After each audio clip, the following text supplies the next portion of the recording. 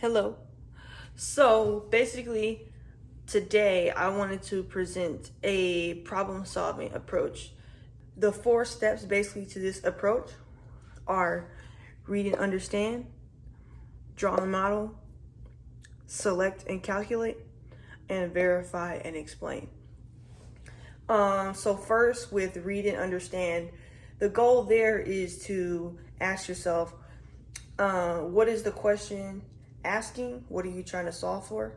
And you want to be able to identify the given information. So as you go through that first step, identifying the given information and understanding what it's asking will then allow you to move on to step 2, which is draw and model. And that has to do with visualizing the information in the problem and asking yourself, what does this look like?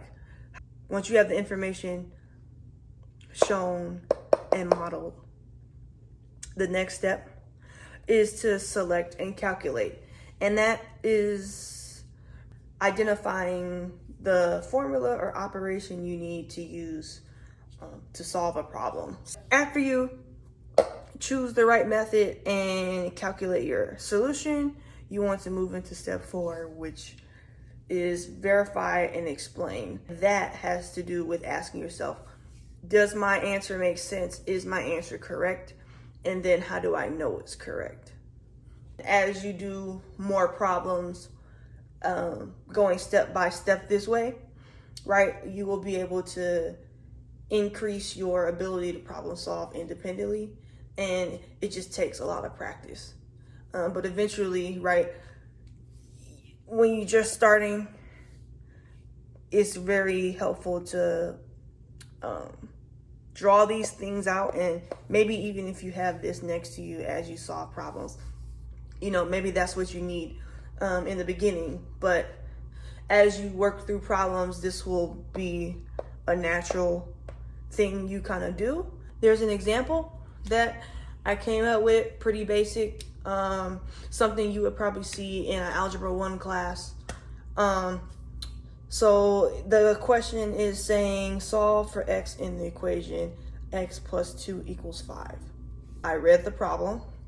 Now I have to see, what is the question asking? So it's asking me to solve for x. And it's telling me that the equation is x plus 2 equals 5. So we know we're solving for x, and we know that this is an equation, and the equation tells us that it's x plus 2 equals 5. So after reading and identifying this information and understanding what the problem is asking, I can now move on to step 2 and model this question by drawing an equation where x plus 2 equals 5. So that would just be x plus 2 equals 5. So the next step 3 would be to select and calculate. So now I'm asking myself, what formula or operation do I need to use to solve this equation? So from what I see, this looks like a typical one-step equation. So with one-step equations, we know that the equal sign represents a balance. So whatever is on this side has to be equal to this side. We have to get x alone. So to get x alone, we need to get rid of this 2. So in order to get rid of the 2, we need to do the inverse operation of addition. So the inverse operation of addition would be subtraction. So we would subtract 2 from this side and subtract 2 from this side.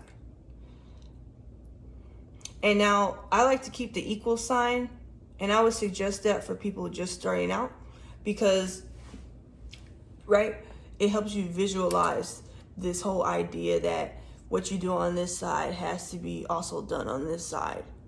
like positive 2 minus 2 would be 0, and 5 minus 2 would be 3. So keeping your equal sign, you have x alone, x equals 5 minus 2, which is 3. The last step would be to verify and explain. Now that's asking yourself, is my answer correct and how do I know? So when we identify that this is the model and we identify that this is a one-step equation, we were able to work through the problem and we identified that x is equal to 3. So what our answer is saying is that if we put 3 in for x, 3 plus 2 should be equal to 5. So if we were to substitute this 3 value for x, right? You would now have 3 plus 2 is equal to 5.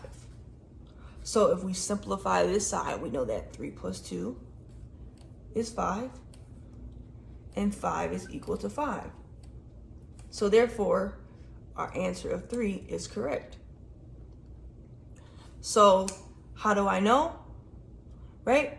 You can justify your answer by plugging 3 back into the value of x because you identified that x is 3. So that means you can replace x with 3. We put it in, we got 5 is equal to 5, and that is correct. The whole point of all of this, once again, is to provide an approach that kind of breaks down the problem solving. So the key takeaway from all of this is that this 4-step approach allows you to understand where you might be making mistakes when you problem solve. Because say you read the problem and you identified the givens and you're able to model the equation, but say you added to here instead of subtracted 2. So say you work through, you got here, and then say you had x plus 2 equals 5, and say for some odd reason you added 2 here, right? Then you would get x is equal to 7. So now when you do your verification, you have 7 plus 2 equals 5. So 9 equals 5. Well, we know that this is not equal. So then this method really helps with assessing your errors to see, hey, you know, if you were able to get to the select and calculate, and you see that this adequately models this problem, you understand how to model the scenario, but now getting from the equation to the answer, there seems to be an error in step 3 here when you're actually calculating the answer. So if you can have all your work shown and see, okay, right here is where we went wrong with adding 2, right? Another error that might occur, for example, is even in step 1. So moving from step 1 to step 2, solve for x in the equation x plus 2 equals 5. If you read the problem and underlined and said, okay, this is what I'm given, but you weren't able to translate this information into this, right? That's a different problem than having this correct and then just doing something here. So having it next to you and just understanding that working through these 4 steps will allow you to become a confident problem solver